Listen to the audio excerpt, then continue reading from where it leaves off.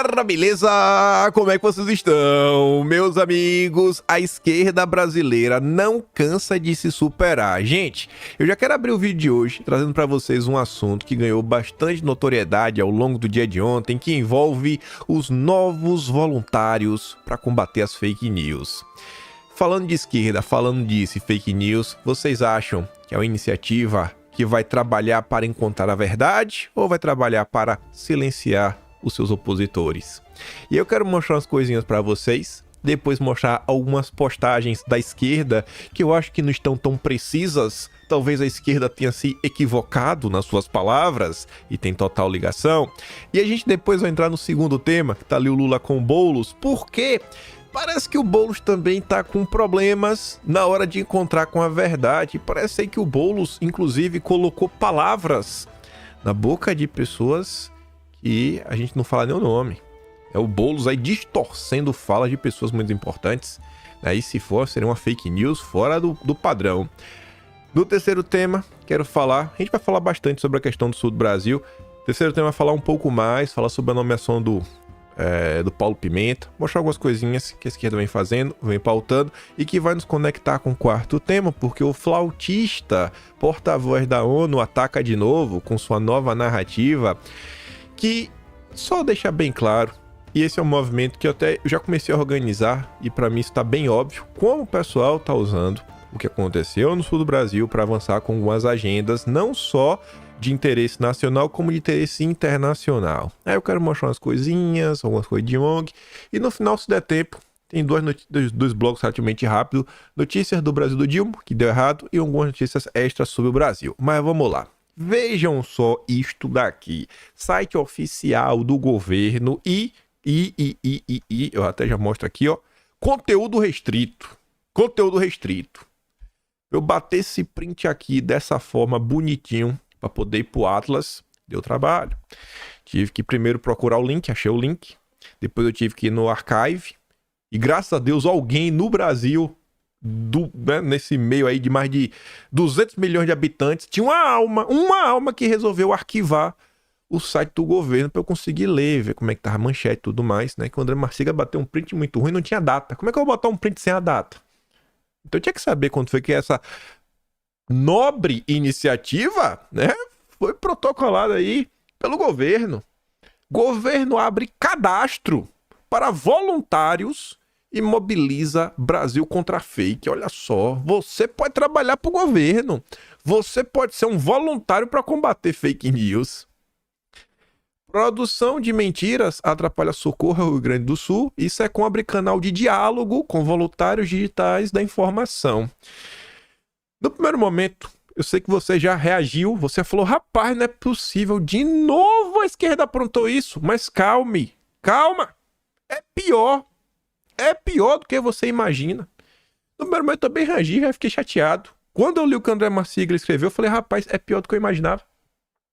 Ele colocou aqui em 2 parágrafos um ponto muitíssimo importante, que ele fala assim, ó. Sabe o que é denuncismo? Isso que está se fazendo. Uma prática de aparência legal, mas intenção censória que degenera a finalidade da denúncia espontânea. Denunciantes acabam servindo para legitimar atos de força do governo que dirá que as medidas foram pedidas pelo povo. Esse parágrafo, não pega segundo. Segundo ele fala, ó, o fenômeno é lamentável, mas não é novo no Brasil. Após 8 de janeiro, sob estímulo, o Ministério da Justiça recebeu mais de 86 mil denúncias sobre pessoas supostamente ligadas aos atos. Em 2022, foi a TSE criar seu canal de denúncia contra a desinformação, agora a SECOM. E olha só, gente. Até falar sobre comunicação. Tinha uma notícia que eu quase trazia no vídeo hoje, mas não vou trazer, não. Um parlamentar propôs uma coisa tão absurda que a própria Constituição veda, que é aquela fala só para lacrar. O que ele acha que deveria ser feito aí contra os militares. Eu falei, meu Deus do céu, é aquela típica fala que cai na outra bolha e eles mostram, olha como a direita é extremista, olha como eles são radicais, eles não toleram a existência do outro lado. Realmente, o cara deixa claro, né? Mas tudo bem. Esse tema aqui ontem muita gente comentou. Teve muita gente que pegou o termo voluntários para comparar o que aconteceu na União Soviética, no regime lá do cara do bigode, para falar, olha, também eram os voluntários. E aí você pega o negócio e você faz assim uma comparação lá longe, bem lá longe. Beleza, é importante, bacana, às vezes para você, né, dar um impacto maior. Só que pare e pense o seguinte: quando você estica demais a corda, você pega para fazer uma comparação e você compara as duas coisas, e aí esses dois governos, né, esses dois governos que existiram no passado, que muita gente estava comparando isso com a questão do voluntarismo, foram um governo que realmente muitas pessoas perderam suas vidas. Isso não é uma realidade no Brasil ainda. E nem acho que vai ser, né? Pelo amor de Deus. Então, tá se fazendo uma comparação que a turma da direita pode entender, lavou a alma. Agora pare e pense. Como uma pessoa que não acompanha política diariamente vê uma coisa dessa, você acha que a pessoa vai ser convencida por causa disso?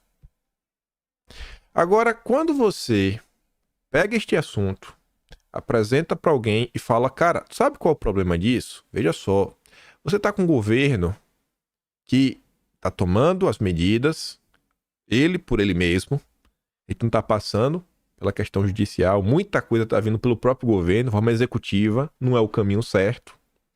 E que quando você cria algo assim, é muito perigoso, porque um governo que está com muita energia para fazer várias coisas, ao passo que ele vai ter várias denúncias, ele vai poder fazer exatamente o que o André Marcília está falando. Não, não sou eu que quero fazer. Eu só estou cumprindo a vontade do povo. Então você dá áreas de algo democrático, né? Algo popular. Você está colocando a vontade da população em campo. A gente tem que procurar, às vezes, alguns argumentos para colocar os assuntos que a gente pare e tente pensar pela cabeça de quem está nos ouvindo. Você fazer um comparativo, às vezes, quando tu algumas coisas, primeiro você tem que partir do pressuposto que a pessoa entende história, vê determinado governo com uma forma negativa e tudo mais. Você pontuar e falar, cara, olha só, é um grande problema. Mas, enfim, o Tom Martins colocou ali vários prints em sequência, quando você abre lá o site do governo também, na parte de Secretaria de Comunicação, lá estão ensinando como denunciar um post no YouTube, no Twitter, no TikTok, WhatsApp, LinkedIn, Instagram, tudo. O governo quer que você trabalhe. E ele fala, rapaz, o brasileiro perdeu a capacidade de conceber a liberdade de expressão, um debate livre de ideias, onde o argumento mais potente e a lógica mais apurada vencem. Aqui, ou se denuncia ou se leva à justiça. E em ambos os casos, é sintoma de uma sociedade doente. E aí, quando eu fui acessar o site, está assim agora, ó, conteúdo restrito. É necessário autenticar para visualizar essa página. Se você acredita que está recebendo essa mensagem incorretamente, por favor, contate a administração do site. E para quem está sendo pego de surpresa, meu Deus, não é possível que o governo está fazendo isso. Eu gosto dessas postagens assim, ó, que as pessoas resgatam coisas do passado para mostrar, calma, nada disso não é novidade. Tudo isso já estava previsto. O Freitas, um jurista, fala, ó, aspas, Pimenta. Quem publicar notícias equivocadas sobre ações do governo Lula será responsabilizado. Notícia de janeiro de 2023, mais de um ano atrás, primeiro mês de governo. Quem diria que não era para salvar vidas nas enchentes, hein? E ainda tenho que ver uns trouxas discutindo aqui no Twitter se a enchente configura a hipótese de fogo no teatro para excepcionar a liberdade de expressão. Mas são um bando de trouxas. O André Marcília escreveu um texto também que acho que se encaixa muito bem. Ele nem tinha visto ainda a criminalização da crítica. Essa nova ideia, né, essa nova ferramenta, os voluntários, esse dia é do dia 14. No Brasil, o que é ruim sempre piora. Havia um acordo tácito na crítica. Tínhamos um certo temor reverencial por juízes, descíamos a lenha em políticos sem dó. Quando os inquéritos sigilosos da Suprema Corte assumiram o país e nossos juízes supremos flertaram com a política, tentamos tratá-los como fazíamos com os políticos. trágico. Foi censura para todos os lados. O recado era claro: juízes supremos podiam agir como políticos, mas teriam de seguir sendo tratados com a pompa e circunstância que dedicávamos aos juízes. Não se podia falar mal de juiz da Suprema Corte, não se podia falar que não se podia falar mal deles. Nesse contexto, veio o pulo do gato dos políticos. Pensaram com seus botões. Bom, já que a censura se normalizou contra os críticos do judiciário, vamos aproveitá-la contra os nossos críticos também. Quando nossos juízes supremos nos deram uma folguinha com seu tour europeu e a triste tragédia do Rio Grande do Sul exigiu uma maior contundência dos críticos em relação aos políticos, o plano foi posto em prática. Meu leitor não é tolo e sabe que não é de hoje. Em tragédias, desastres, conflitos, é corriqueiro haver muita desinformação, seja por maldade, seja por dificuldade de se digerir adequadamente a quantidade de informações que circulam. É histórica a frase: em um grande conflito, a primeira vítima é a verdade.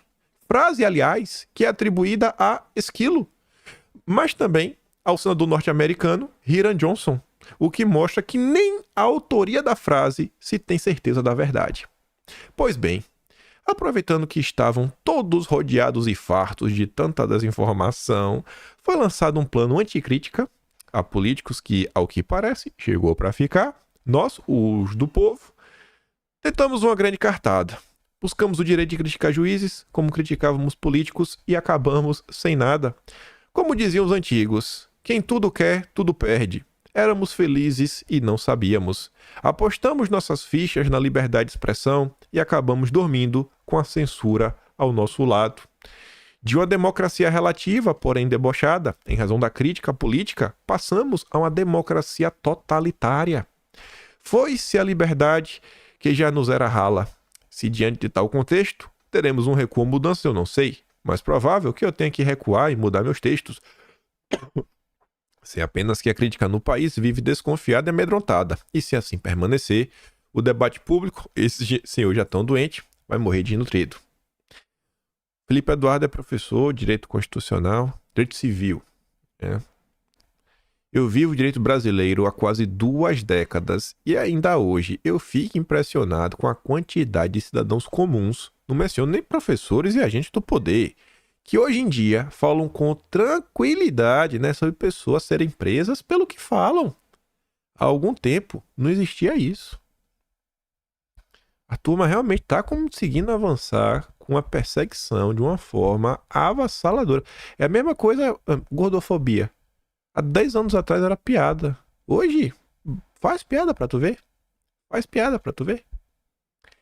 Aí nesse contexto, tá todo mundo vendo o que tá acontecendo. Todo mundo não, né? Infelizmente não tá todo mundo vendo. Não dá nem pra usar essa frase. Nesse contexto que eu desejava que todo mundo estivesse vendo o que está acontecendo, surge a Record. A Record!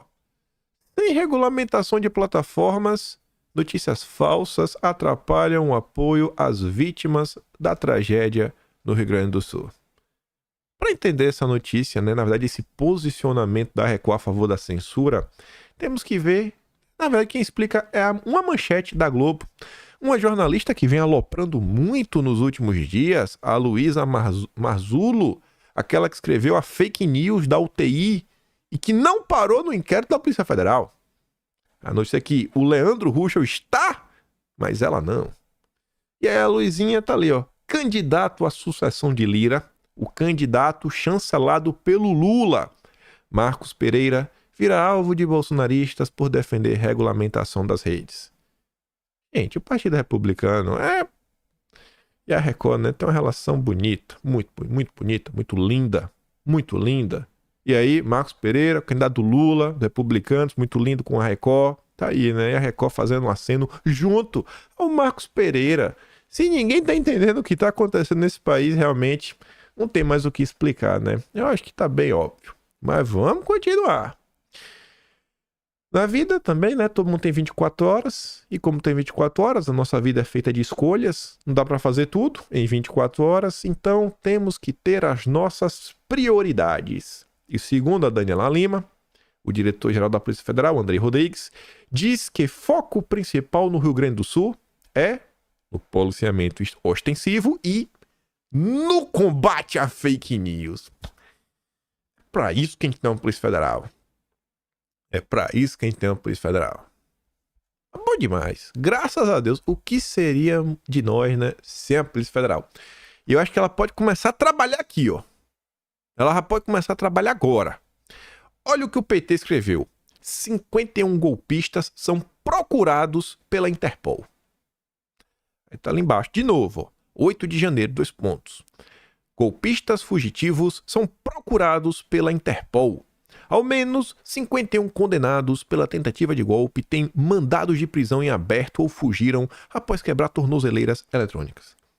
Aí o Leonardo Coutinho dá aqui um caminho, né, para facilitar o trabalho da Polícia Federal, que nós sabemos que vai combater as mentiras do PT, que a Polícia Federal não tem lado. Não a Polícia Federal do Andrei. Não, dele não. Ele, como a própria coluna da Globo, né, do Lauro Jardim falou meses atrás, ele é o intocável. Na saída lá do Flávio Dino falou, ó, ninguém toca. É o homem do Lula. E Lula só coloca pessoas imparciais. Aí o Coutinho nos conta que este post do PT é enganoso. O próprio texto deles diz que o Procurador-Geral da República, o Paulo Gonet, encaminhou ao Supremo pedido para que sejam incluídos na difusão vermelha da Interpol. Há um abismo entre o pedido e a aceitação. A turma pediu para incluir, mas eles não são procurados pela Interpol. Para ser procurado, tem que ser aceito. Então, acho que pode ser uma fake news do PT. A Polícia Federal precisa investigar e sabemos que isso vai acontecer. E aí, falando um pouco mais sobre isso, mentirinhas seletivas, né? Aqui também os voluntários do PT, os voluntários do amor, eu tenho certeza que eles vão entrar em campo para nos ajudar a trazer a verdade. A história começa aqui. Ao votar contra a cassação de Janones por rachadinha, Boulos não negou a rachadinha. Disse apenas que o esquema do qual o aliado é suspeito não ocorreu no atual mandato. Já começou bem, né? Mas piora. Boulos dizia que rachadinha era cadeia antes de livrar o Janones. Sempre nessa nota vem do Paulo Capelli lá no Metrópolis. Aí tá ali o tweet do Boulos, ó. Rachadinha é corrupção. E mais de tantas razões para Bolsonaro ir pra cadeia. Só que eu disse que a situação é muito pior. Envolve uma possível mentira, né, Boulos? Boulos deturpa texto do STF e usa a fala do próprio Janones para livrá-lo no caso da rachadinha. Gente do céu, vejam isso. Para afirmar isso, Boulos usa apenas 2 argumentos. Decisão do Supremo, que ele insinua dizer o que ela não diz, e declaração do próprio Janones, que a reunião ocorreu antes dele ser deputado. Aspas. Antes de tudo, é preciso trazer à baila que a representação do PL contra o Janones traz fatos ocorridos antes do início do mandato do deputado federal do representado Janones. O próprio representado afirma isso, né? O Janones afirma e o Boulos acredita no Janones. Em seguida, Boulos reproduz, sem nenhum contexto, um lacônico trecho da decisão do Fux, do ministro Luiz Fux, que autorizou o inquérito para apurar o caso no Supremo Tribunal Federal. Aspas. A Procuradoria-Geral da República aponta que, pelo teor do áudio noticiado, seriam correspondentes às eleições municipais de 2016. A frase desconexa, a frase desconexa, né? O que seria correspondente à eleição de 2016? O que é que seria, né? O Boulos não dá o contexto disso. É usada por Boulos para reforçar sua posição de que tudo o que aconteceu com Janones ocorreu antes da posse dele em 1º de fevereiro de 2019.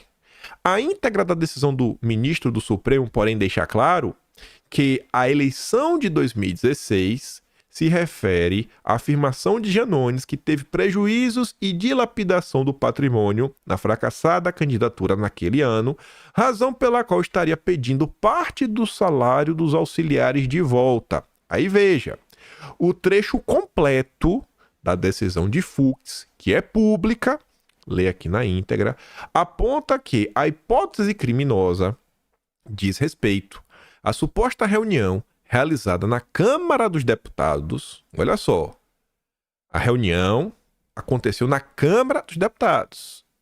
Então, o Janones já devia ter um mandato. Como é que foi antes de 2019? Enfim, na qual o congressista teria tratado do repasse pelos assessores parlamentares por ele indicados para ocupar cargos em comissões em seu gabinete, de valores correspondentes à parcela das remunerações pagas pela Casa Legislativa, os quais serviriam para a recomposição de seu patrimônio antes utilizado para custear despesas de campanha eleitoral. Fux prossegue dizendo que, de acordo com a PGR, as despesas seriam seriam correspondentes às eleições municipais de 2019. Ou seja, a decisão de Fux, tirada do contexto por Boulos, relata exatamente o contrário do que o Boulos sugeriu no seu voto. A PGR afirma nesse documento que a reunião que Janones pede a devolução do salário teria ocorrido em fevereiro de 2019, quando ele já era deputado federal. E aí, Boulos? A rachadinha foi com Janones, deputado. A preocupação com 2016 é porque ele perdeu dinheiro naquela época. E ele estava usando 2016 para justificar a rachadinha de 2019. E aí, gente? Essa mentira aí, hein? Essa mentira é brabíssima, viu? Essa mentira do Boulos é brabíssima. Porque ele tá usando um ministro da Suprema Corte, rapaz, pra fazer uma coisa dessa. Aí não tem como. Aí não tem como defender, Boulos. E agora? Com certeza também, né? Polícia Federal, voluntários do PT, os ministros do PT, a Rede Globo. Com certeza hoje vai ser assunto na Rede Globo. Jornal Nacional, pô, Boulos mente, Boulos distorce palavras de ministro da Suprema Corte para passar um pano para Janones, um amigo de Lula. Com certeza a Globo não vai esconder nada. E aí, pegando aqui o barco para falar um pouco do Janones, ministro Flávio Dino pede vista e suspende julgamento de queixa-crime de Bolsonaro contra Janones. Não entendi por quê, né?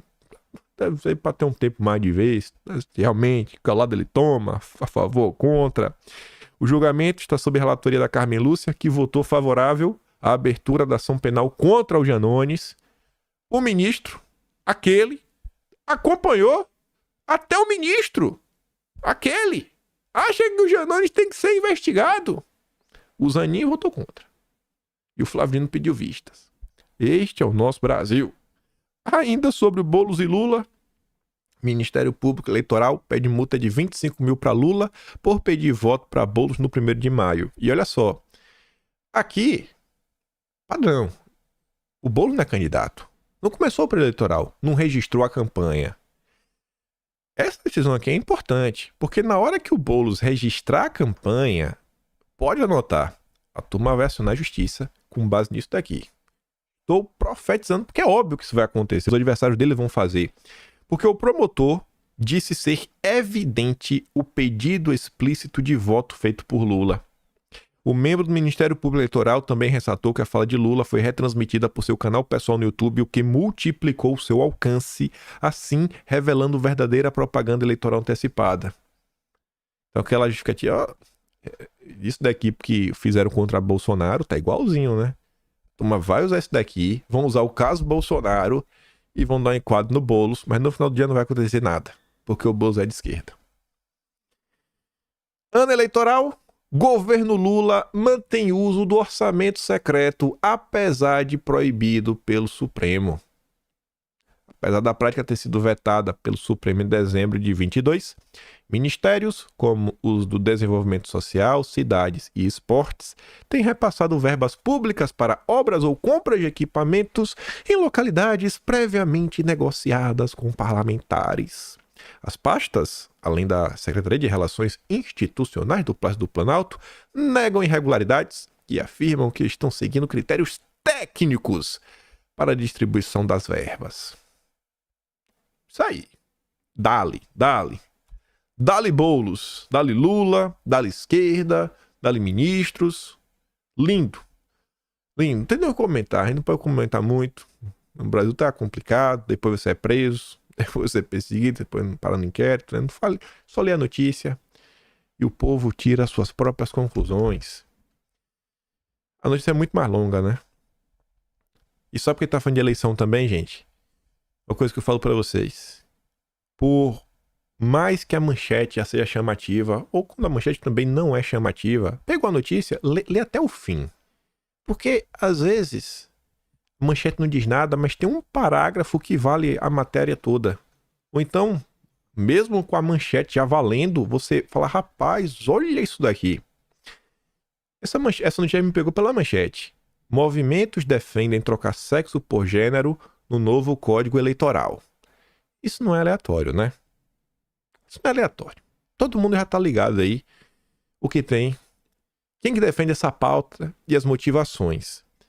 E é aquela típica notícia que você fala, rapaz, sempre dá pra ficar pior. Cadê? Além disso, defendem mecanismos para promover um controle de influência abusiva de quem? De entidades religiosas nos processos eleitorais. Com o argumento de que é necessário garantir o princípio da laicidade do Estado, a liberdade do voto, a isonomia das eleições e evitando distorções no jogo democrático. Vai vendo, hein? Turma, a mesma turma que quer trocar sexo por gênero, quer colocar limites na influência abusiva das religiões. Será que isso daqui vai servir para todas as religiões? Será que realmente existe uma influência abusiva? Ou será que isso daqui não é um movimento com viés altamente ideológico, visando ir para cima da direita no final do dia, né? Não sei porquê, mas eu tenho para mim que a base religiosa, ela tá muito mais à direita do que à esquerda. E aí a turma, né, deve ter visto isso como um caminho para fortalecer a turma da esquerda, né? O que é que vocês acham? O que é que vocês acham? O que é que vocês acham? E aqui eu não sabia onde colocar no vídeo, mas a gente tá tratando aqui dessas denúncias de todo mundo. Ministro da CGU recebe 6 clientes de escritório comandado por namorada, onde ainda é sócio. Chefe da CGU se reuniu com Facebook, Go, Mercado Livre, Rumo Logística, Vale e Novonor. Empresas são atendidas por escritório do ministro em processos no CAD. CGU alega que processos decisórios não são tratados nesse tipo de encontro, o que elimina possível conflito de interesses. O Carvalho, ministro de Lula, alega que todas essas visitas foram institucionais. Eu fico até me perguntando, o que é que seria uma visita institucional? E que não há qualquer conflito de interesses nesse tipo de encontro. Não há, segundo o chefe da CGU, discussões sobre processos decisórios na administração pública nessas reuniões. E eu acredito no ministro do Lula, eu não sei nem por que o Estadão publicou uma matéria como essa, né? Só para causar polêmica desnecessária. Mas vamos voltar para falar lá do sul do Brasil. Eu vou dar play. Vou dar play porque não é desinformação, né? Não é desinformação. Vou deixar aqui para o Paulo Pimenta, né? Diga o que ele quer falar. Cadê? Os prefeitos já estão falando de soluções de barracas, construtoras de apoio das Forças Armadas, saúde. Será que é essa mesmo? Eu acho que quando a gente fala que talvez não estou falando, a gente não sabe nem mais nada que seja o quê. Eu estou mais primeiro só assim no momento, então nós parece um problema novo mais. Eu acho que nós temos que tentar focar numa área específica e tentar construir alguma coisa que pudesse ter um resultado concreto em alguma área. Exatamente, a gente áreas queria essa, para que a gente pudesse pensar uma estratégia de uma ação para alguma coisa e pudesse mobilizar o esforço para ajudar a resolver uma situação, seria muito importante. Eu sei que o áudio tá bem ruim, eu sei que vocês dificilmente conseguiram entender, eu sei, mas tem que dar play pra dar o direito, né, do seu Paulo Pimenta falar tudo, porque o que tá escrito ali no tweet não tem a fala dele completa, aí vocês podem achar que ele não se expressou, pode achar que não, esse cara é muito malvado, mas dá play, ainda assim, como sempre, eu vou mandar esse vídeo recortado que o Metrópolis postou, consórcio, no Telegram, link tá sempre na descrição, né, vídeo sem recortes, mas o Paulo Pimenta basicamente, né, fala que o cenário catastrófico no Rio Grande do Sul, concordo com ele, a gente não sabe nem para que lado se mexer. Eu entendo também a dor dele, de coração mesmo, não vou nem jogar pedra nisso. Em reunião do Conselhão, ministro extraordinário para a reconstrução do Rio Grande do Sul sugeriu o foco do governo federal em hora específica para obter um resultado concreto. Não sei exatamente que era seria essa. E olha só, gente, é normal não saber para que lado ir. É normal não saber qual ponto focar. O problema, para os meus olhos, é você ser o ministro especial para a reconstrução e você não ter a resposta. Se o Paulo Pimenta ainda fosse apenas o deputado federal eleito pelo Rio Grande do Sul ou, sei lá, ministro das comunicações, um civil, é normal. Agora, a gente tem que parar de tomar decisões no Brasil e começar a olhar para as coisas como se, cara, o Lula pode fazer tudo e a gente tem que bater palma, a gente não pode criticar, porque diante de uma situação como essa, a maior tragédia da nossa geração, essa é a maior tragédia da nossa geração, a gente não pode ter um cara que não sabe pra onde ir. A gente precisa realmente de um líder com conhecimento na área, falar, cara, vai por aqui. E bicho, assim, não é possível. O Lula deve estar lá no PT. Procura ali no PT um engenheiro, um gestor, uma pessoa com experiência no setor executivo. Pô, não tem pessoa no parlamento, né? Embates, brigar com pessoas. E essa opinião não é nem só minha. Estadão, Folha de São Paulo, ambos publicaram nas últimas horas. Se não me engano, da Folha saiu meia-noite de hoje. Já era hoje, né? Dia 17. E o Estadão, 3 da manhã. Editoriais, no mesmo tom, falando que a nomeação do Paulo Pimenta não é muito feliz. E vão apresentando alguns argumentos para falar sobre isso já no início. A indecente exploração política da tragédia no Rio Grande do Sul. Já está mais ofensivo que eu. É obscura a função do tal Ministério Extraordinário para apoio à reconstrução do Rio Grande do Sul, recém-anunciado pelo Lula. Mas sua motivação é claríssima. Ao escolher como titular da pasta o agora ex-ministro da SECOM, Paulo Pimenta, Lula não escondeu que pretende explorar politicamente a tragédia daquele estado. Para que não restassem dúvidas, o demiurgo petista transformou o assunto das medidas num comício obsceno em que anunciou até que vai disputar mais 10 eleições. A única parte do currículo do seu Pimenta que o liga à catástrofe do Rio Grande do Sul é sua origem gaúcha. De resto, com a qualidade de milhões de outras pessoas, algumas das quais certamente bem mais familiarizadas do que ele com enormes desafios que ali representam. Mas, né, ele não foi escolhido, é evidente, por seu talento executivo. Há outros aspectos do currículo do novo ministro extraordinário que explicam melhor seu novo papel de autoridade federal no estado. Primeiro, o senhor Pimenta é cotado para ser o candidato petista ao governo do Rio Grande do Sul em 2026. E nada melhor para uma campanha eleitoral antecipada do que ganhar a atenção dos aflitos eleitores gaúchos nos próximos meses. Em segundo lugar, mas não menos importante, o senhor Pimenta era o responsável pela comunicação do governo. E presume-se que com esse espírito tal ministro extraordinário possa servir para promover a imagem do governo federal.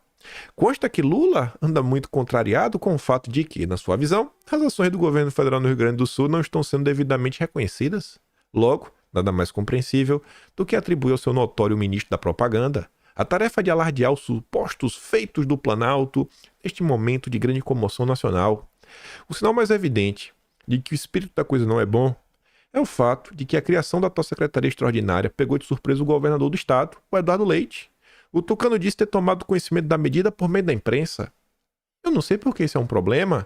Quantas e quantas coisas, quantas e quantas decisões judiciais, vazamentos, A turma da direita conhece pela imprensa. Ah, o Eduardo Leite não pode. Só porque o queridinho do Estadão é PSDB, né? Os tucanos, social-democrata, liberal. Aí a turma gosta. Não é desse tipo de picuinha política que os gaúchos precisam nesse momento. Não há dúvida de que reconstruir o Rio Grande do Sul não só demandará sacrifícios ainda desconhecidos, como dependerá fundamentalmente da presença da União. O governo federal, portanto, não só pode, como deve vir em socorro, mas primeiro, da forma constitucionalmente adequada, vale dizer, respeitando a federação, e segundo, utilizando os meios concretos. Lula não está fazendo nada que ele não prometeu e quem que tinha, sei lá, 5 neurônios já não esperava. Ah, o Lula tinha que ter feito uma intervenção, passado pelo legislativo. Chora, chora. Vocês colocaram o Brasil nesse buraco. Há um governador eleito pelos gaúchos no cargo, vale lembrar. O pior que é, por mais que não goste do Eduardo Leite, né? Em que pese as críticas que possam ser feitas ao seu desempenho, é Eduardo Leite e aos prefeitos que cabe liderar as ações de reconstrução do Estado, lidando com o ônus político de governar. Ao governador federal, cabe somente apoiar os líderes locais, facilitando a transferência de dinheiro e a mobilização de recursos. Ajudar não é se intrometer. A criação desse ministério extraordinário, na exata medida dos interesses políticos, tanto do presidente como do seu Pimenta, não se pode travestir de intervenção federal do Estado, menos ainda com intervenção mais mal disfarçada. Enquanto papéis e responsabilidade não estiverem muito bem definidos, é lícita a inferência de que essa nova pasta não se prestará a outra coisa senão a politicagem em meio à tragédia climática e humanitária. Esse é o máximo de crítica que o consórcio consegue fazer ao governo Lula. Já Mônica Bergamo, eu gosto da Mônica Bergamo, ela não esconde que ela é petista. As preocupações da Mônica Bergamo são as melhores. Não é. Você abre lá com a Mônica Bergamo, tá falando da High Society paulistana, dos eventos que acontecem em São Paulo. Ela gosta de cobrir isso, né? Jantares caros, da galera woke, né? Aquela galera que bota aqueles óculos redondinhos, sabe? Óculos de decorador, assim, um negocinho bonito, galera toda descolada, várias fotos. Toda vez que tem uma festa de alguém muito bacana da política, a Mônica Bergamo tá lá. E aí, diante do caos do Rio Grande do Sul, diante de a criação de um ministério na canetada, Pimenta fora do governo desfalca a defesa de Lula. Ali os setores do PT. A Mônica Bergamo está preocupada com o fato que Lula perde um grande combatente. Mesmo críticos do desempenho de Pimenta na SECOM analisam que a saída dele do Planalto criou dificuldade de sinal para Lula, que perde uma voz relevante na defesa do governo. A saída de Flávio Dino já tinha desfalcado além de frente da defesa do governo. E realmente, né? Quando a gente para e pensa nos ministros do Lula, Simone Tebet, o PT nem quer que brilhe, né? Porque não é petista. Aí tem mais quem? O Juscelino já tem tanto problema pra ele cuidar que ele não tem tempo pra cuidar dos planos do Lula. Aí você tem o Fufuca, é do PP. Aí você tem o Silvio, que é do Republicanos, que é um puxadinho do PT, né? Mas é portos e aeroportos, não consegue ir pra nenhum embate. O Wellington Dias tá de boa na dele, né? Saúde, é melhor até esconder a Nízia. É melhor até esconder a Nízia. Minas Energia, Alexandre Silveira. Olha a Petrobras. Como tá? O Haddad, Jesus, apanhando da própria esquerda. O Haddad tá apanhando da própria esquerda. Gente, não tem ninguém. O governo acabou. O governo só tem a Globo. Só quem faz o enfrentamento pra Lula é a Globo. O engajamento é a Globo. E os jornalistas, Mônica Bergamo. Mas eu adoro ver essas preocupações, né? Mostra toda a empatia que a Mônica Bergamo tem. Ela pode, inclusive, se unir agora a Eliane Cantanhede. Eliane Cantanhede preocupada com as joias e a Mônica Bergamo preocupada com quem vai defender Lula. Aí você sai, né? Da centro-esquerda. A Mônica Bergamo, a esquerda só vai até o centro. Não existe esquerda nem extrema esquerda, só vai até o centro-esquerda. Aí você vai aqui por centro-direita. Né? Leonardo Coutinho. Eu até já discordo do início, mas depois segue de forma interessante. É até bom, né? Pra ver assim o que um cara que nem é fã de Bolsonaro tem a falar. Como ele já deixa claro até no início. Ó. Fico com a impressão de que se o presidente fosse Jair Bolsonaro, as ações do Estado não seriam muito distintas das empregadas hoje. Pô, eu acho que seria muito distinta. Eu acho que Bolsonaro, primeiro, não ia estar abrindo inquérito, não ia estar pegando voluntário, não ia estar reclamando, não ia estar nomeando um ministro especial, no mínimo, né? Bolsonaro, pô, faz uma intervenção, comando figurino, seguindo, né, o processo normal das coisas, né? Acho que Bolsonaro teria vindo a público, não teria feito comício, falar que quer se eleger mais 20 vezes, né, disputar mais 20 eleições. Eu não acho que Bolsonaro teria feito isso, mas tudo bem. A diferença, penso eu, seria como o país estaria diante da tragédia, que me parece ainda subdimensionada para quem vive fora do Rio Grande do Sul. E esse é um ponto que eu venho batendo na tecla. No início, eu achei que era um problema. Passou 24 horas, eu falei, meu Deus, isso é um problema. E a cada dia que foi passando, eu começo a entender que é um problema cada vez maior. E eu fico me perguntando, cara, até onde vai esse problema? E a imprensa não nos ajuda a entender. A imprensa está ocupada combatendo as fake news. Não me lembro de ter visto um corpo sequer ou um sepultamento. E esse é um ponto, gente. Esse é um ponto. Um conhecido meu me colocou uma questão que eu achei muito maluca. Ele falou assim, cara, será que não tem algo meio por trás dessa questão de fake news, de bate e tudo mais, pipipi, ppp, para você meio que já criar uma base, né? Para definir o que é verdade, o que é mentira, já prevendo o pior. Porque a gente mostrou, por exemplo, aquela nota do Porto R7, né? Do mau cheiro. O mau cheiro não é só de sujeira, nem bicho, né? Muita gente aí faleceu. Não tem ninguém comentando sobre isso. Ninguém comentando sobre isso. A situação é muito triste. Olha como vem sendo a cobertura da imprensa, cobertura da Globo. William Bonner operou milagre. Até o jet ski funcionou. Bolsonaro, o Geno, né? Se fosse no governo Bolsonaro, estaria sendo destruído no noticiário, recebendo a sentença de culpa por cada um dos cadáveres que seriam expostos. Enquanto isso, Eduardo Leite, hoje achincalhado, provavelmente teria sido alçado ao posto de herói frente ao Geno, o homem que preenche a lacuna da incompetência de Brasília, né? Os militares estariam sendo linchados e ridicularizados do mesmo jeito, mas no caso, pela patota da esquerda e também pela imprensa, exatamente como sempre fizeram. Basta lembrar do trato dos blindados fumegantes na Praça dos Três Poderes. Já o Supremo já teria assumido funções executivas, determinando isso, aquilo, o Legislativo falando impeachment. O Brasil é assim, de tempos em tempos, troca um sinal, mas segue sendo Brasil.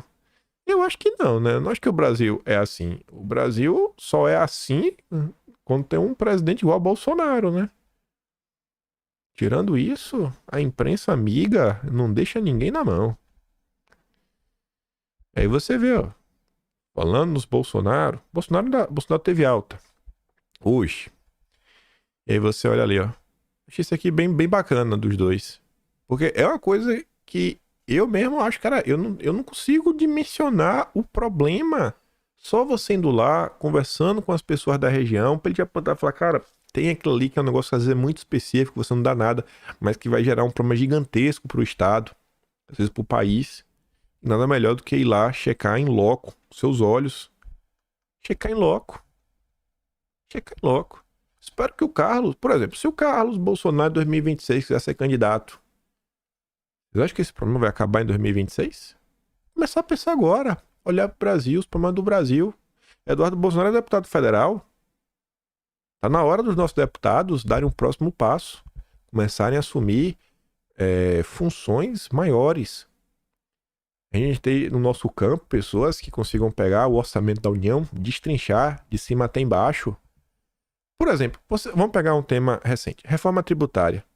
Vocês acham que quando tem um tema como reforma tributária, vocês acham que qualquer deputado tem capacidade de relatar um projeto como esse? Vocês acham que o Tiririca tem capacidade de relatar uma reforma tributária? Quem foi que protocolou as duas PECs que se somaram e o AP deu um arremedo para fazer? Uma é o Baleia Rossi, é presidente do MDB, é um cara letrado. O Alcolumbre, com todos os seus problemas, um cara muito articulado, preside a CCJ. Não é bobo. Não é bobo. Então a gente tem que ter. Isso eu quero ver isso aí mesmo. Quero ver a turma indo, olhando, ampliando, né, o horizonte de consciência deles para o que existe no Brasil, não ficar limitados a uma coisa só. Achei muito bacana aí a iniciativa dos dois, de ir para lá realmente ver e até também para mostrar para a base de seguidores dele o que está acontecendo. Que tem muita gente no Brasil que vê uma coisa na rede social, às vezes fica, poxa, o que será que é verdade, o que será que não é? Eduardo Bolsonaro destinando 2 milhões em emendas a municípios do Rio Grande do Sul. Eu vi que o Nicolas também já direcionou algo, o Gustavo Gaia também direcionou algo. Isso é importante. Importante demais. O sul do Brasil vai acabar afetando o restante do Brasil inteiro, gente. E é um ponto que realmente tem que entrar em campo para resolver. Ontem eu vi uma postagem do cara falando do Fundo Amazônia. Tem 3 bilhões. Vai fazer o que com esse dinheiro? Em tese, não é para proteger o meio ambiente, natureza, etc, tudo mais. Bom, eu acho que tem tudo a ver com o que está acontecendo no sul do Brasil, né? Você dá uma geral para você poder manter as coisas minimamente funcionando, para você não gerar mais pobreza no país, que vai levar a que as pessoas fiquem cada vez mais difícil de proteger o meio ambiente. Se todo mundo fosse rico, todo mundo conseguiria se adaptar para os desafios, né, que a gente está lidando. Tem que começar a olhar todos os programas do governo federal, das áreas meio ambiente, clima, toda essa agenda SG e ver o que dá para aplicar lá para o sul do Brasil.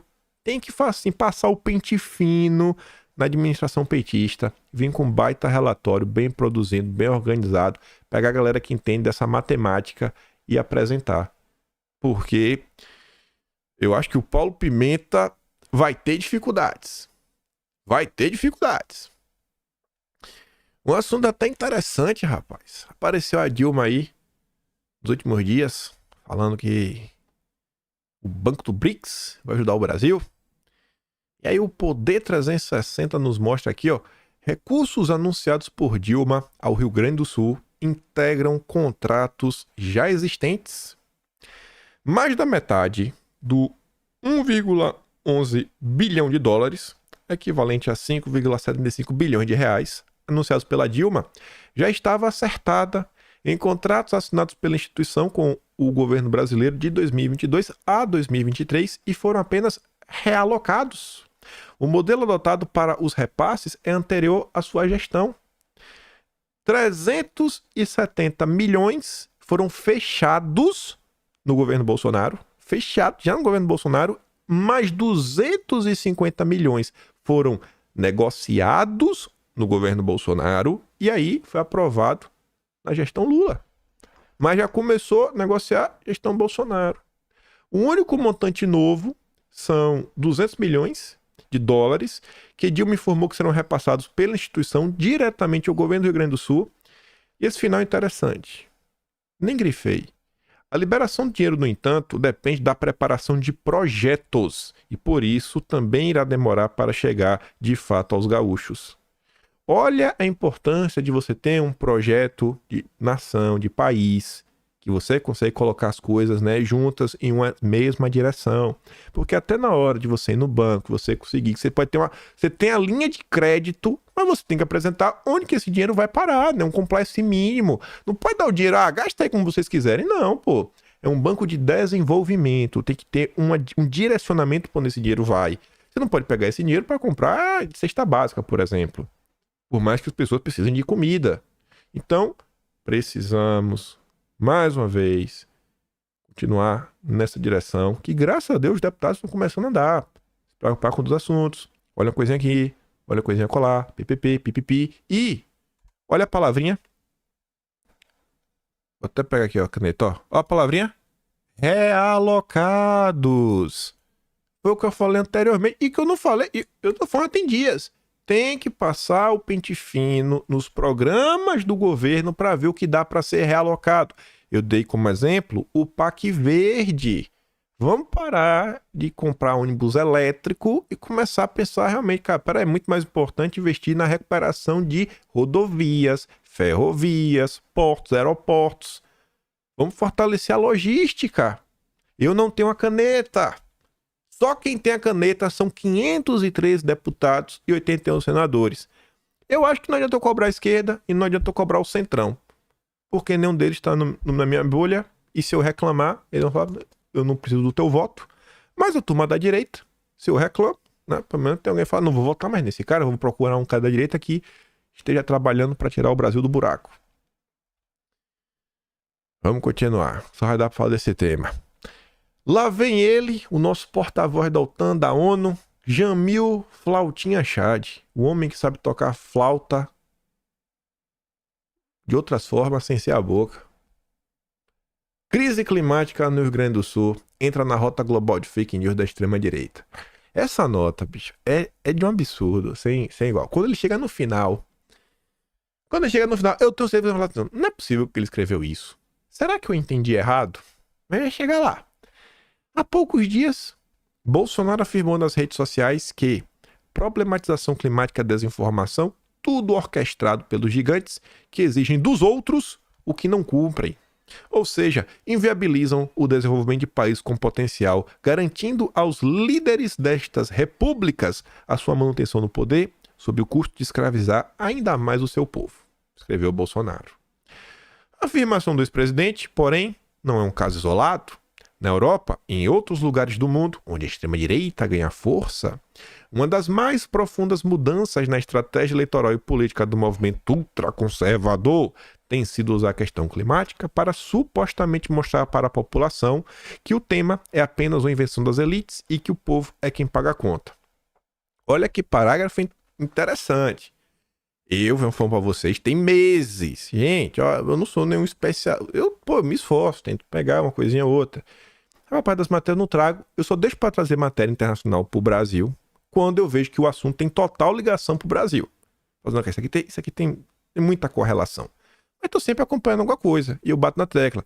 Gente, olha os caminhos que a direita vem tomando ao redor do mundo, que vem trazendo frutos, tanto eleitorais quanto frutos políticos, né, de conseguir realmente algumas vitórias. Olha o que estão fazendo, papapá, ppp. Este assunto está na boca do povo. O Jamil Chad está provando isso. Os locais que a direita vem se fortalecendo, a direita ultraconservadora. Esse eu gosto. É onde a turma está batendo de frente com essa agenda SG, agenda globalista no final do dia. Assim como há uma década era a questão de migração, agora é a questão climática que desembarca como uma ferramenta eleitoral. Com desinformação e manipulação de dados, a extrema-direita passou a recorrer ao assunto para fortalecer um racha na sociedade, denunciar a elite, incentivar a divisão e assim ser em busca de apoio. No início de maio, Le Pen, extrema-direita da França, deu o tom. A ideologia dos ambientalistas é a luta contra os seres humanos. Em seu novo programa eleitoral, ela defendeu uma ação ecologista que respeite o equilíbrio entre as atividades humanas e a natureza. Seu partido busca, faltando ano para as eleições francesas e com votação para o Parlamento Europeu na mira, restabelecer o sentido de divisão na sociedade. É só a direita que divide a sociedade. De um lado, a população urbana, mais propensa a defender ecologistas. Do outro, a população rural, ou de pequenas e médias cidades que vê qualquer ato ambientalista como um peso para seu modelo de negócios e seu apego pela terra. O povo tem apego pela terra. Vocês têm apego, você não vai ter nada e vai ser feliz. Deixe de ter apego. Pratique o desapego. Você não vai ter nada e você vai ser feliz. Só não mexa no pedaço de terra que o Jamil Chad tem na Suíça. O cara mora na Suíça, rapaz. Você acha que é pouca merda? É um pinico cheio. Aquecimento de casa da Alemanha vira símbolo. Le Pen apenas repetiu o que meses antes a Alemanha enfrentou. O governo de centro-esquerda do Olaf passou a implementar leis que transformariam certos aspectos da vida cotidiana, adotando finalmente medidas concretas para a transição. Para especialistas, tudo isso ocorre com anos de atraso. Que especialistas, hein, Jamil? Que especialistas que falaram isso? Para especialistas. Vocês gostam, né? Esse argumento de autoridade. A turma da esquerda acredita em todos. Uma dessas medidas era simples, mas fundamental. Transformação do sistema de aquecimento das casas, o que causaria um impacto financeiro para a população. O povo tem que pagar o pato, né? O povo tem que pagar o pato. Que bacana.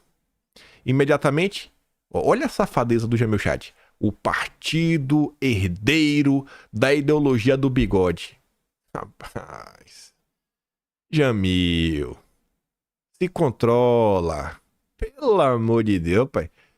Comparar qualquer pessoa no mundo com isso daí, não se apossou do debate e passou a acusar os ecologistas e socialistas de quererem decidir como a população deve aquecer suas casas. A liberdade estava em jogo, segundo eles. Assim, o aquecedor passou a ser usado como exemplo de como a esquerda não olha para a população, enquanto a extrema-direita se apresentava como a única sem defesa dos mais vulneráveis. O aquecedor ainda foi transformado em uma ferramenta na estratégia da extrema-direita de recuperar o racha na sociedade alemã, temporariamente suspenso depois que o país foi alvo de enchentes que destruíram cidades inteiras. Como resultado da manipulação e temendo ver a extrema-direita ganhar força, o governo Scholz teve de reduzir sua ambição e acabou submetendo para aprovação do parlamento uma lei com certa flexibilidade. Membros da FD, olha só, inclusive uma herdeira de ministros que tem um bigode, mantém estreita relação com o núcleo duro do bolsonarismo.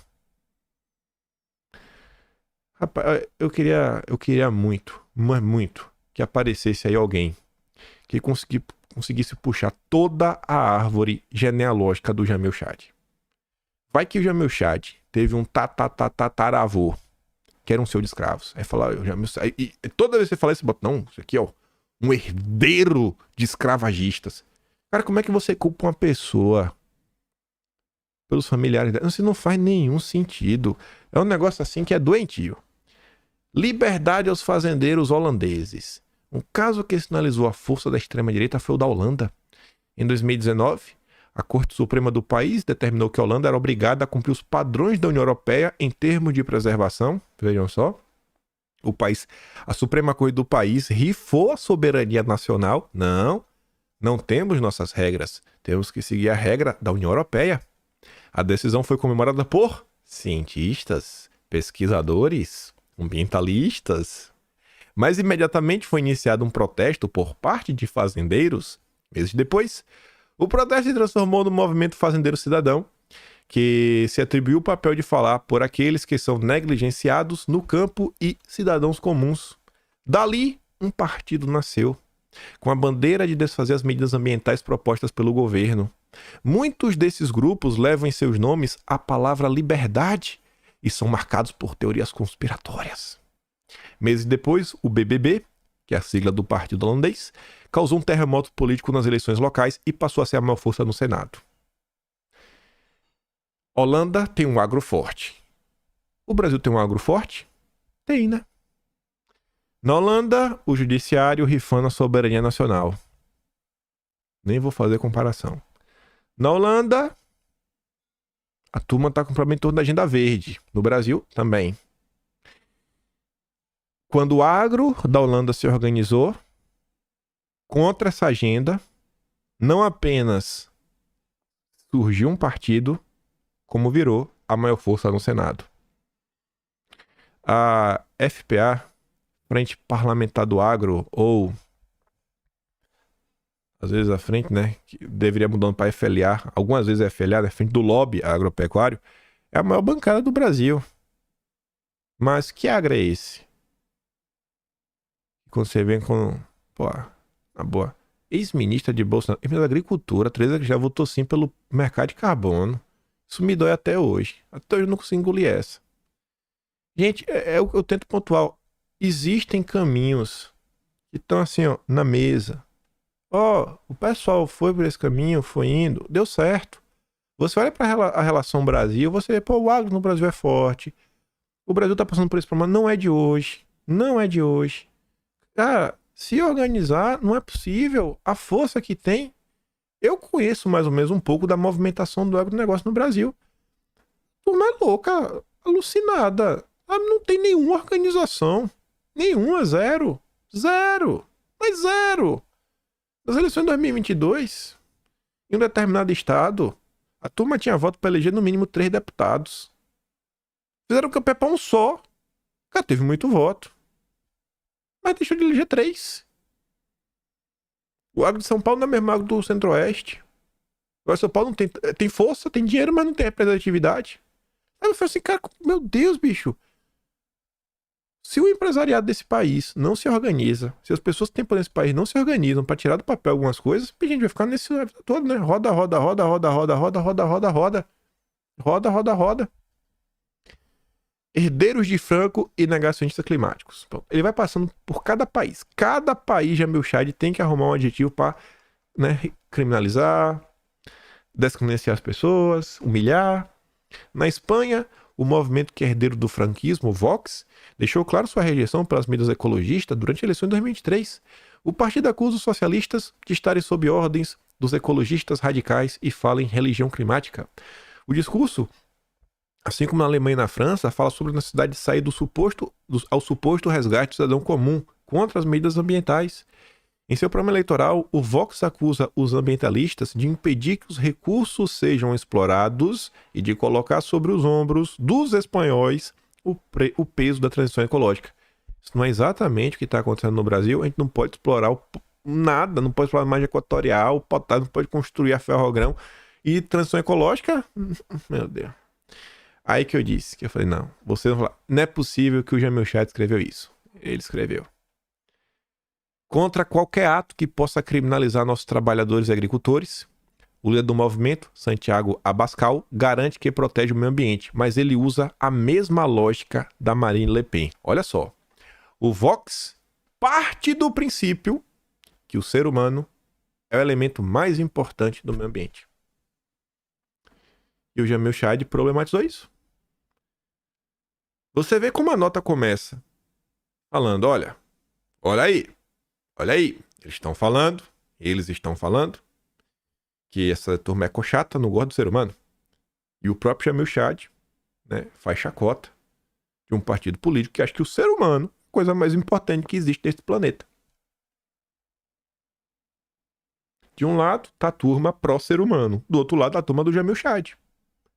Nos lugares que passou a governar, o Vox, que manteve uma relação intensa com o bolsonarismo, fechou agências de meio ambiente, cortou drasticamente recursos e passou a adotar um discurso abertamente negacionista. Sobre isso daqui, o Jamil Chad não fala nada, né? Essa devia ser a preocupação dele internacional. Ó. Deputado petista encontra líder do Grupo H num evento da África do Sul. O líder do Grupo H é esse rapaz aqui, ó, de óculos, ó. O deputado petista é esse. E esse daqui é aquele Said Tenório, ó, amigo do Boulos. Que aprontou muitas em outubro do ano passado. Aí voltando para falar da direita, já chegando aqui os nossos finalmente. Eu comentei ontem sobre essa notícia da embaixadora. Eu gravo meu vídeo normalmente um pouco antes das 7 da manhã. Então, eu não vi essa postagem, né, ontem.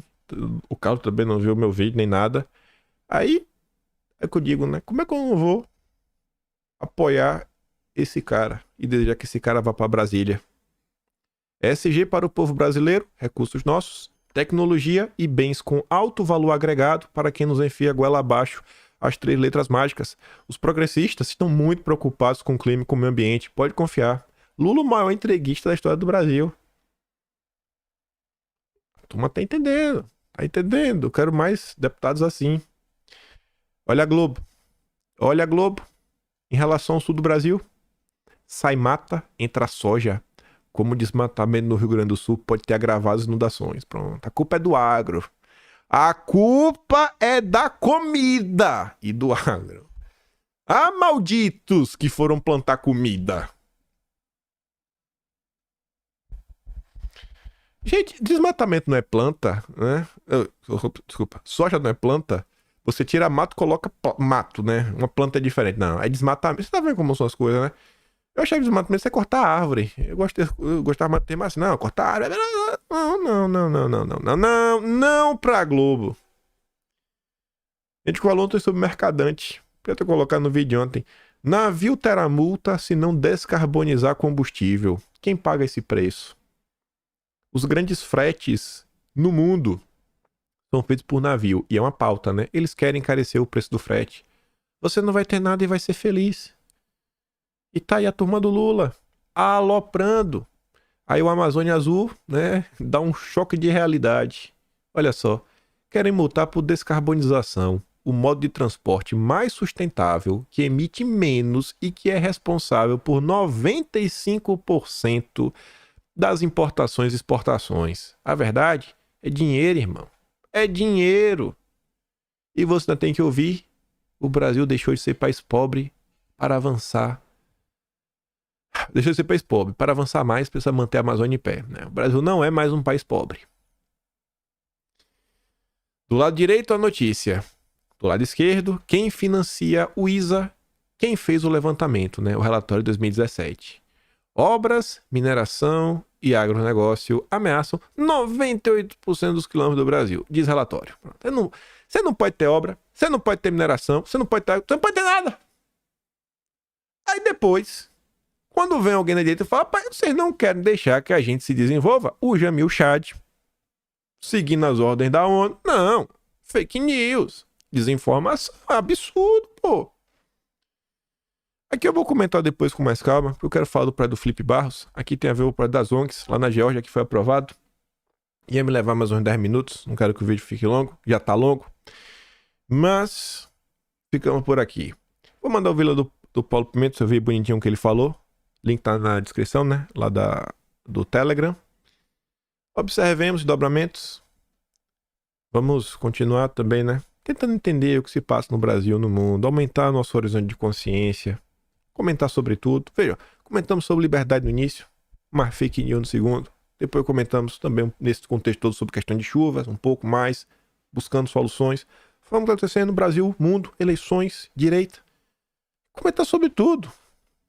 Dar pitaco sobre tudo, né? Vamos dar pitaco de tudo. Tem que ser assim, a gente não pode ficar, né, monotemático. Só bate no tema. Ou quando é também o tema do momento.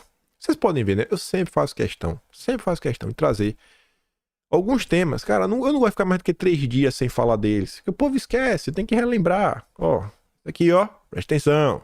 Vai tá avançando. Não dá pra gente ficar apenas refém da imprensa. A gente tem que começar, pra gente conseguir chegar no ponto que a gente não só reage ao que sai na imprensa, mas que a gente também, a gente tem a nossa própria agenda e a gente consegue botar ela pra avançar, vai depender que a gente, né, comece a construir alguma agenda propositiva, o que ainda falta na direita. Infelizmente, ainda falta na direita uma agenda propositiva. Esse negócio aí mesmo, do ISA, tentando barrar o agro, construções. Se tivesse o projeto do Felipe Barros já tivesse aprovado, veja só, agora, toda vez que aparecer uma notícia dessa contra o Brasil, se você vê alguém no seu estado que tem uma obra e fala: nossa, não sei quem não deixou, porque um relatório de uma ONG, você fala: rapaz, essa obra teria sido do papel se o projeto do deputado Felipe Barros já fosse aprovado, porque essa ONG não ia ter dinheiro nem para fazer esse relatório, que com certeza essa ONG está recebendo de lá de fora. Mas com certeza, essas grandes ONGs todas recebem de lá de fora. Temos que nos aprofundar nisso. Ações propositivas, não ficar apenas na reação do dia a dia. Enfim, fico por aqui, gente. O que acharam interessante, lembra, bate aquele print, manda pro amigo, compartilha o vídeo, volta amanhã. Se gosta do meu trabalho, como eu sempre digo, né? Tem tudo mais. E o Atlas Brasileiro, kimpan.com.br, o de março de 2003 já está disponível. Já estamos escrevendo o de abril. Fico por aqui, aquele grande beijo e abraço, tamo juntos. Valeu, meus amigos. Fui!